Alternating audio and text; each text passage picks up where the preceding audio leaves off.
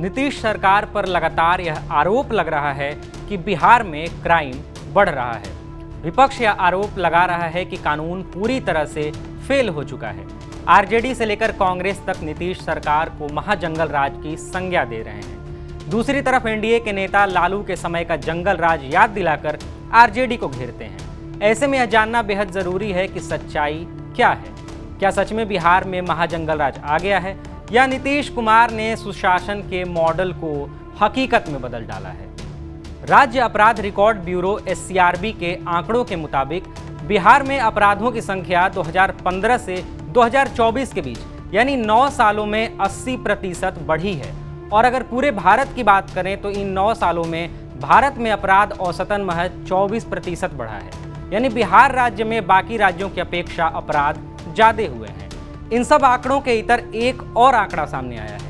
प्रति व्यक्ति आबादी के अनुसार अगर देखें तो बिहार में बाकी राज्यों से तुलना में अपराध काफी कम हुआ है। जहां एक और नीतीश कुमार को बिहार में जंगल राज को बदलने का श्रेय दिया जाता है, वहीं पिछले एक दशक में उनकी सरकार में अपराध बढ़े हैं। विपक्ष लंबे समय से नीतीश कुमार की सरकार पर हमलावर रहा है।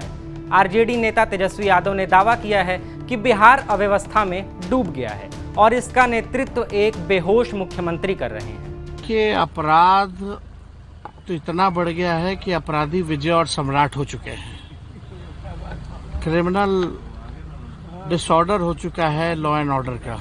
तेजस्वी यादव नेता प्रतिपक्ष होते हुए सवाल उठा रहे हैं, पर अब तो चिराग पासवान भी अपनी ही सरकार पर हमला बोलते दिखाई दे रहे हैं। मुझे इस बात का दुख होता है कि मैं एक ऐसी सरकार का यहाँ पे समर्थन कर जहां पे अपराध पूरी तरीके से बेलगाम हो चुका है। इस पे नियंत्रण पाना जरूरी होगा, नहीं तो इस तरीके से बिहार और बिहारियों की जिंदगी से होता हुआ खिलवाड़ बिहार को बहुत बुरे अंजाम। नीतीश कुमार को बिहार में जंगल राज की प्रवृत्ति को पलटने का सर्वसम्मत श्रेय दिया जाता है, लेकिन राष्ट्रीय अपराध रिकॉर्ड ब्यूरो एनसीआरबी और बिहार पुलिस के राज्य स्तरीय आंकड़े जो द इंडियन एक्सप्रेस ने प्राप्त किए हैं, यह दिखाते हैं कि पिछले एक दशक में उनके शासनकाल में अपराध बढ़ा है। 2015 से हर साल बिहार में अपराधों की संख्या बढ़ी है। 2016, 2020 और 2024 को छोड़कर साल 2017 की तुलना अगर 2016 से की जाए तो बिहार में अपराध 24.4% बढ़ा था। साल 2022 में बिहार में 3.5 लाख आपराधिक मामले दर्ज किए गए, जो कि 2021 की तुलना में 23.3% अधिक थे। ये तो था बिहार का आंकड़ा, पर यदि पूरे भारत में हुए 2022 के अपराधों के आंकड़ों को देखें तो 2021 की तुलना में 4.5% की गिरावट दर्ज की गई। नवीनतम एससीआरबी आंकड़े बताते हैं कि 2023 में बिहार में अपराध की संख्या बढ़कर 3.54 लाख थी, जो 2024 में थोड़ी घटी और 3.52 लाख रह गई। अगर बात करें जून 2025 की तो इस साल जनवरी से लेकर जून तक 1,91,000 आपराधिक मामले दर्ज किए गए। यानी आधे साल में जब 1,91,000 मामले दर्ज किए गए तो साल के बीतने तक ये 3,82,000 तक पहुंच सकते हैं, जिसे अगर 2024 की तुलना में देखें तो 2025 में 8.5% की वृद्धि अपराधों में हो सकती है। 2015 से अब तक कुल आपराधिक मामलों की संख्या के आधार पर बिहार देश के 10 सबसे खराब राज्यों में शामिल रहा है। 2022 में बिहार ने प्रति लाख जनसंख्या पर 277 मामलों की दर से 7वां सबसे अधिक अपराध दर्ज किया।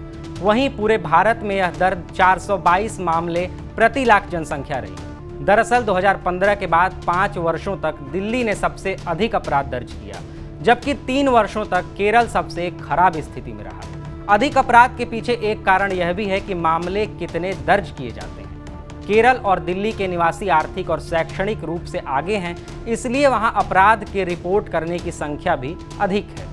हालांकि 2015 के बाद किसी भी वर्ष में बिहार की कुल अपराध दर राष्ट्रीय औसत से अधिक नहीं रही, लेकिन एनसीआरबी के आंकड़े दिखाते हैं कि बिहार की कानून व्यवस्था की समस्या मुख्यतः हिंसक अपराधों की लगातार राष्ट्रीय औसत से अधिक घटनाओं के कारण है। उदाहरण के तौर पर हत्या को लीजिए।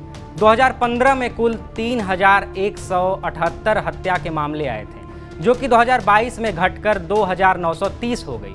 पर इसके बावजूद 2015 से हर साल बिहार देश में हत्या की घटनाओं के मामले में दूसरे स्थान पर रहा है और पहले स्थान पर रहा उत्तर प्रदेश।